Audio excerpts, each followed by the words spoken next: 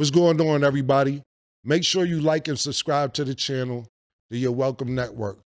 Now stay tuned for part 2 of my interview with 50 Cent on Come and Talk to Flee.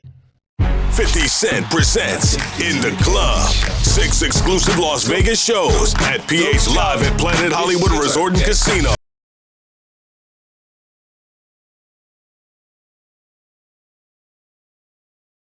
course, you're doing touring, music for your TV shows. Do you want to do new music, or you just want to stay in the lane that you're doing right now? I'm gonna make some new music, but I'm gonna end up putting it in some of the new projects. Some of the new projects. Yeah, because I got 50 Cent Action coming in December. Oh, and what's that exactly? And that's a fast channel. It's free. Okay. It's like I convinced everybody to spend $11.99 to get stars at points, and then now this is like a free channel. It's got all action films. Like, I like the genre, the action stuff. So. Gotcha. That's crazy. I was just you got me catch a flashback about the motherfucking artist. Yeah. Is this still a stars with few of them niggas? Niggas still saying, Kim owed me, that nigga jerked me. That shit don't stop. I hear new stories every week. Every week is new crazy. stories, nigga. It's crazy because when you bring up the Omari thing, where my character died in Power was where Courtney wanted to kill Omari. She had been wrote the theme Ghost Must Die, and she was because she had got upset because look, actually the showrunners are not supposed to talk to the actual talent when they're on set and in character. She was giving them a note like while they were filming, right? And he like he went off at her, and she just hated him. She just wanted to get rid of him. Like, I was like, no, leave him. Like, right. I went in the spot that she wanted to kill him. Right. Because she was like, well, something big has to happen. I was like, knock me off. Right. I got other shit to do. Yeah. Like, I can go do 50 Cent things that he can't. Yeah, like, I'm not going to be at the table crying, like, upset. That the actors, they get emotional, not because they don't know that they're going to work again, but they're not sure that they're going to like the environment as much as they like being on Power. You know what I'm saying? So usually they get all emotional, everything when they find out their character's gonna die. Right. And I'm like, hey man, look, man, you're talented, man. You could have made it, kid. You know what I mean? Like this. I dig that. Well, I shot a couple movies and I'm sitting there and I was saying it's so fucked up. It wasn't as consistent as you was, but it's like when you cast it, like, no disrespect to nobody I'm talking about, when like Vin Rames, you sitting around, or Omar Gunn Jr., y'all niggas sitting around, like, y'all niggas like, I would have saved my money and shot my own shit by now, but the black actor has to sit around for 50 Cent or somebody in your lane to come pick them up to actually do them, to put them in something. So salute you for that shit, my nigga. As far as G-Unit, where's G-Unit at? Is it just the television? Is it just a record label or anything else? It's just film and television, and then the record company is still there, but I haven't rebooted everything. Like we want to say something about it? Nah, I mean, we just be touring, it seemed like. Okay, no, that's what I'm saying. Like, we see the music, we see what's going on, but is it plans on working with a new artist? Is it plans on doing anything outside the music or touring or putting music where you at now? Yeah, I'll start. Like, look, I've made relationships with new artists, Cam, that they'll go, why is he doing this? Like, it's because I don't need the money from that project. Right. You know what I'm saying? Like, and then when you see the investments at points, it'll make you go, how much money I put into that project? Like, you know what I'm saying? Like, when it doesn't click right away. You know what I mean? Even Rotimi was an example of that. Like, then later it clicked because he like Afro beats. I wasn't sure that direction was going to work like that. And then it was early when he wanted to do that. And I was like, all right, go ahead. You could do your own thing and you'll be able to I could get paid back through mechanicals. Right. For what I already done, but I let him free out his contract. Now, we know if you sign to a major, that's not going to happen. After they put some money into the project, they're going, nah, we got to figure out how to get this money back before you start trying to do something independent. because they put them in them 360 models. You're a super good nigga. I'm done with artists. I'm done with all that shit. I'm dead ass. Like, you got your good team with you. You want to put Nah, because you know why? Yeah, because what happens is that when, you know, y'all guys are established, we've been around for a while. When you get a brand new artist, all of a sudden they problems triple. Yeah. They problems become your problems. I'm too old for nigga problems to become my problems, man. All of a sudden, your rent is due. Niggas start losing their cribs. All of a sudden, auntie funeral can't get paid for. And if you don't do it, I'm done with artists, bro. Yeah. But I respect that. That's why I was asking, is it more than just TV? What's a business venture that you may have missed out on that people don't know that you'd be like, damn, I could have got that? I could have did it. A cannabis company out here in Vegas. It was big. It's a big company. And then I passed on the can because I was investing in spirits. Right. You can't do both at the same time. Like, so I was like, nah. I just chose to do that. Because I had so much success with the spirits. Right. Like, I was in F and Vodka was at like 43,000 cases. I took it to 216,000 cases in 16 months. What is, and to the audience that doesn't know, what's that equivalent to in money-wise? Oh, shit. 43,000 cases, 216,000 cases. What's that equivalent? It was like, before we parted ways, they gave me 20 million. Right. But there was that company, and it was on the same model that Puff's deal was with Diageo. Mm-hmm. So like they made that deal to mirror that. Right. So this why I was like, no more puffy juice. And not because we had no specific beef, Ken, but we had competing products at that point. So if my corner is over here, your corner is over there, I got to make my corner feel cooler. Right. And he wasn't producing any new music or anything new that would make him cooler at that point. So it's like, I'll just stay active and keep putting it out there. You know what I mean? And they but look, those things, it worked. You know, it worked during the period that it's there, but they did get funny after I owned the companies. Right. So it's cool for the work for them. When you work for them. But when as soon as you start not working for them, shit get a little different. And this is when, you know, like, don't think that the stuff that you see from Puffy is not, let's say this, these companies are like $3 billion a year. Right? So they got lobbyists. Mm-hmm. The government doesn't even, they don't police the spirits business. The Discus Board does. But when they do something wrong, the Discus Board gives them a fine. What does the fine mean to us if we're getting $3 billion a year, Cap? Right. Just pay the fine, get them up out of here, and let's do it again if we have to. Mm-hmm. Right? If it's breaking the business go the right way, that's the way it works. So it's kind of interesting. I think that civil suit turned into a look. They looked at it like maybe it's a criminal situation. Right. A little early, and it could have been the same lobbyists and the same people that use their connections to make that happen for Puff. Is that kind of why you was going hard on him the last couple years? Is it because of the liquor situation? Because, to be honest, since the situation he's in now, it's kind of like you fell back. You fell back on him. Was this all over the liquor, or you just said? Well, most of that was motivation. That was competing, right? For with brands, and they was ahead of me, right? Because he had been working on Ciroc and stuff like that, and then integrating it into our culture with Coco Loso and different things with different people connected to it. So yeah, that's what that was. But when you look at, he would do a lot of foul shit. Like behind the scenes, he would do some foul shit. Like, like hating on, like doing things with people I'd done business with that he done business with. He would say shit that I was like, he said that to you? Right. I was like, yeah, so all right. You know what I'm saying? Like, and niggas don't know what they like till they see somebody with it. So they want the girls after you're done with them and shit. Yeah, leftovers. Yeah. They take your leftovers. A lot of niggas have my leftovers. You got a famous mugshot that everybody sees. Yeah. What did you go to jail for? How long were you in jail? That was a possession charge. Right? And it was a lot of my cases was drug possessions because I was trying to get some money. I ain't had nothing.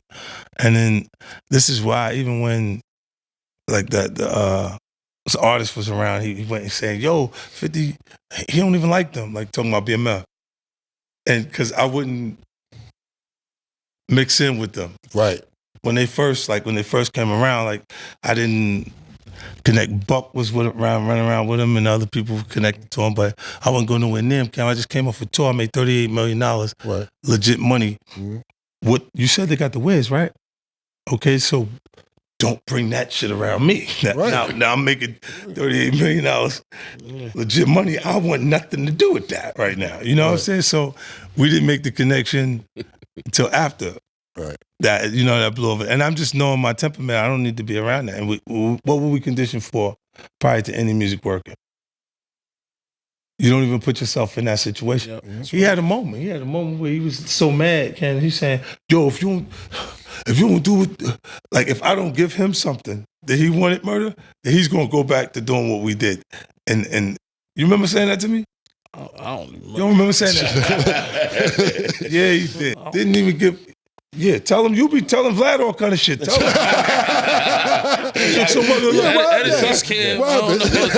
These be the stories of the Jets sometimes. Niggas really be fucking. Nah, he did some shit. And instead of, I know him, we grew up with him. The only reason why he didn't go crazy on him was because of the relationships. Nah, that shit wasn't right. And then bring it back to him. I don't want to get into all that. But he was lying to you. I don't know what story he told you, but I don't want to get into all that. Yeah, you did. Well, my shit look better than Vlad. You think you tell me the fact? I know the Vlad story. My shit look nice. It don't even look like the same dude to be nice for them stories. Mark, the real shit coming out. I don't know where this comes from. Yeah, but we had a moment. Show, man. We had a moment where he was feeling like that. Like, what if you don't do what? Like, Murder need a roll up. Do this then. Did you get the roll ups? Murder was supposed to do the roll up. He never came back downstairs. I tell you my boys ran for the roll up. No, Brooklyn niggas. No, but that's what I was trying to say. Did you ever? So you still ain't get the roll ups? No, No, Aggie.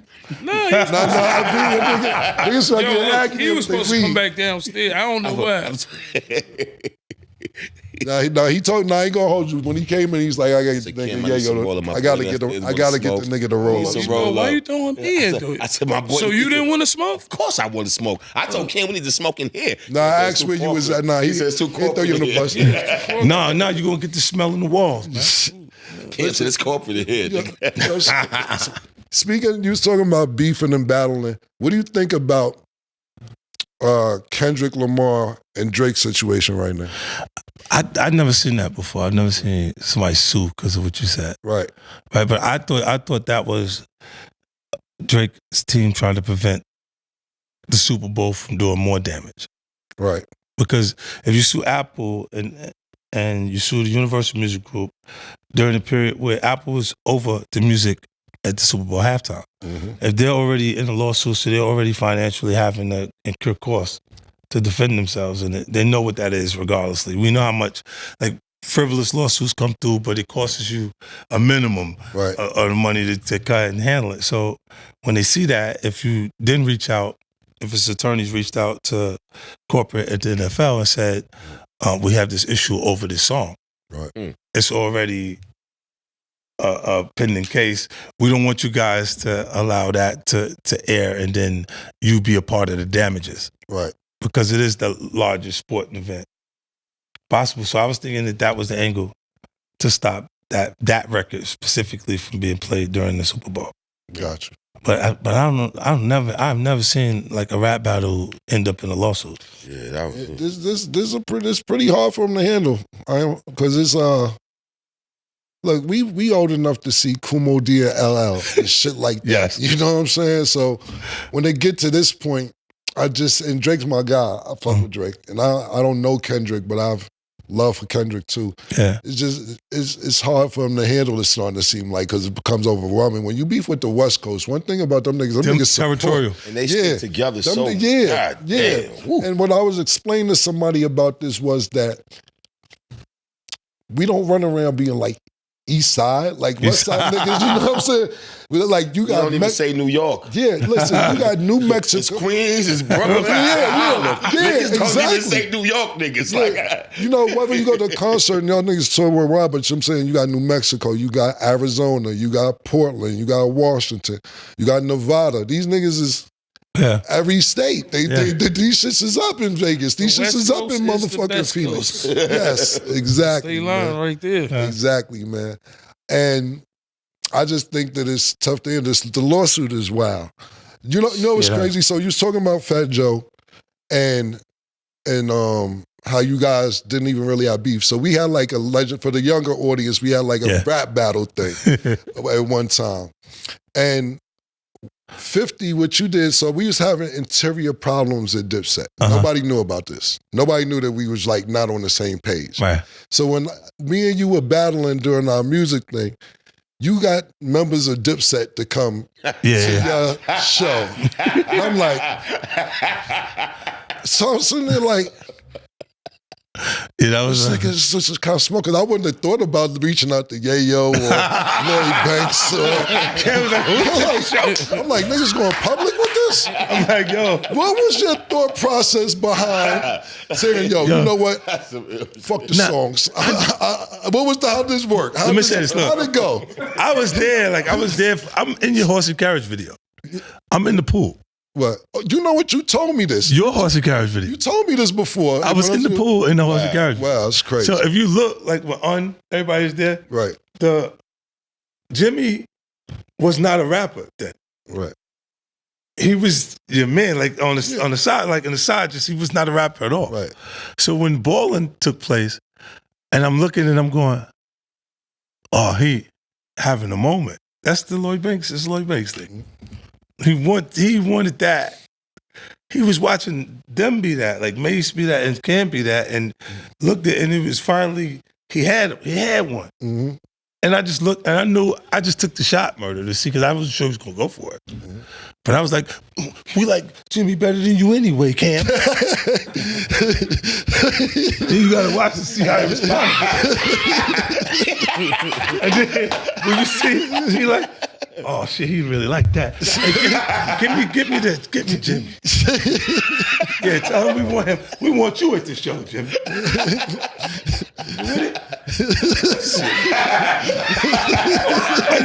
Yeah, but that was one of those things I just threw it out and see what. And then when he bit to it, because it was like he was having a moment that not sure that was going to ever happen again at that point. And then he's going, for them, they had records that were, look, I always say this to certain artists, I go, damn, when is he going to have his moment? Like, Fab, I said this to him. Mm-hmm. I said, damn, but you really, I think his, cuffing season was that fun. But it wasn't it wasn't the hit like that because it was talking exactly about what was going on at the moment. But the way he brought La Marina and all of the stuff, it was the hottest joint. What was going on in that summer. Exactly at the time. In the So I'm like, yo, that I jumped on the remix because the record was going without us. Like, so I was like, yeah, nah, I'm right. I got you. I do that. And then, like, we performed that joint. How many times did we perform that record on tour? Yeah. A couple of times. Because it felt like a 50 Cent record to me. Like, I was like, this is it. Like, but he didn't have, like, for a lyricist, like a guy that's that intricate. But the writing, he didn't have a full-on moment that was like Fab's the nigga, period, right now. Like, he had a lot of hit records on R&B artists, like a lot of real hot verses that came, but it was on somebody else's joint. Right. It's like, look, Dirk's run is like that. Dirk's biggest records are somebody else's record that he's on, instead of his solo records by himself. Like, the solo records make your hair stand up because they're talking some killer shit on there, but the records that really made them a success is usually a collaboration between him and another artist that they're working on. But I was looking, going, when are you going to have that moment specifically? And I know Jimmy was looking at that like it was someone else at the top of our culture acknowledging. Mm-hmm. Right. Yeah. How you felt when Jim did that shit, Cam? So it's over. It's over. No, because this is what happened. So, like, you know, Fifth had sent niggas to my office with black roses and a little coffin. And I was like, all right, cool. Then I did the video. So I was like, all right, cool, this is cool. I remember this real talk. I was on probation at the time. My probation officer was like, come down to probation or we gonna lock you up on Thursday. I'm like, what the fuck I did? And New York City Intel was there. And New York City Intel said, what's going on with you and 50 Cent? I said, it's some music shit. What the fuck are you talking about? They said, well, this just seems like it's more than me. I say, yo, he puts people out of business. I gotta respond. I smirked everything I love. I told these niggas this. I'm like, yo, the man puts people out of business. You gotta say something. Then one officer's like, yeah, he does, man. He does. So it's just on me. Y'all gonna talk to him? They like, yeah, his flight is late. We're gonna have a conversation with him too. So the more the story is, like I said, Dipset at that time kind of really wasn't on the same page, but it wasn't external. And I was like, maybe I could fix this shit before it gets out of hand. And that's where my mind frame was at. But then when niggas went on stage, I'm like, yeah, it was Apollo. Shit that spun out of the nigga. It is a checkmate moment, which was, I said, this nigga's devious right here. All right, devious shit right here. But I respect it. I liked it, that shit. I liked it, that shit. Yo, you gotta figure it out, because collectively, there would have been an issue. At that point, that momentum was there. So you got to look and go, every time, like I would look at it and say, how did I used to study Joe and them? I knew everybody in the background. That guy, the third guy in the back on the corner, yeah, they from Highbridge. You know what I'm saying? Like I'm like this and that. Like I figured we knew all of them. Like so, if something happened, I could immediately respond to it. Like, you know what I'm saying? And then we was in it was an award show. No, it was Chris Lighty's thing. With Joe and them crews there. Pete and his mans they was going in before us, and they let Joe in and didn't let his people in behind him. And then when I came to the door, I was like, no, you gotta let them in. And it's like yeah, they was gonna let my entourage in, but they stopped a couple guys that was with him. But I'm knowing that this is like Pete and the other one that Rich, so my Rich, him and Rich. Nah, not Rich. It was another one. It was he was gonna go. That was Joe? Yeah, I think he had a baby by Erica Mena. What was his name? Oh, I think he passed away. Yeah. All right, copy. Yeah. But he was one of the ones out of their little crew that they knew to go for. And I'm like, you don't want to leave them out here because it's gonna leave them off balance. Right. If his guys that really got him is not there, he's gonna be feeling uncomfortable. I'm like, I got them in.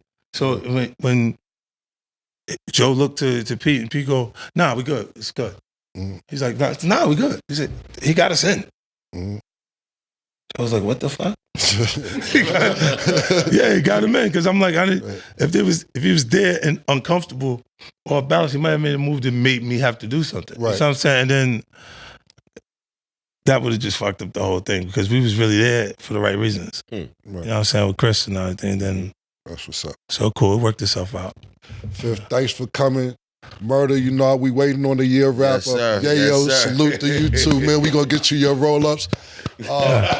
Science Spirits, make sure y'all check out the residency here in Vegas. December 27th too. Yeah, the 27th to the 4th. January 4th. Yeah. 4th. Make sure y'all come. Let me ask you something real quick before we go. Do you usually work on New Year's? Anyway, usually, yeah. I get out. You know, work on New Year's, Christmas, his birthday. It's no holiday. Everything, nigga. No holidays. It don't stop, nigga. No holidays. I be feeling better about look, when you do decide you want to spend money or do you want to do some shit, just like what? No matter how random it is, it's fine, because I've worked all through. I've done everything to make it okay for me to be random. Right. That's the way I look at it. And then that's why I keep going. And then they'll complain, but these niggas got a good life, man. Oh shit. They got a really good life. There's no complaining over here, nigga. Yeah. Lloyd Banks is very upset that this nigga has all his money. This nigga go. He has all of his money. This nigga go. Look at He got to sustain his relationship. Yeah, I see. I see your man, right? Yeah. That's what. I said, no, I don't know that, but I can tell by your face. Yeah, you go. Nigga, stay out of it, bro. Yeah. 50 crazy, man. Stay out of this shit. That's what's up, man. Fifth here bought this little horsepower for the road. I'm gonna try. Make sure y'all go check out 50 Cent Brother, at we his can use some residency. horsepower over here too. Oh, yeah. Listen, man, we gonna say I got y'all. I got y'all. First of all, y'all gonna be here for like a week when y'all get back. Oh, that's a fact. Everything. That's a fact. Horsepower's gonna come with the ladies, everything else. Make sure y'all good. I don't need no It's my ladies. town now. I don't want no let you ladies. like- I'm just bringing the horsepower for my ladies. almost had my nigga in trouble. Good answer. Say no more. Good answer, man. Yo, Fifth. Murder. Appreciate y'all being Appreciate here. you, man. Make sure y'all get Sire. Check out Sire Brands and his residency out here in Vegas, December 27th to December 12th to January 4th. January 4th, man. Appreciate you. Hey. Whoa. 50 Cent presents In the Club. 6 exclusive Las Vegas shows at PA's Live at Planet Hollywood Resort and Casino.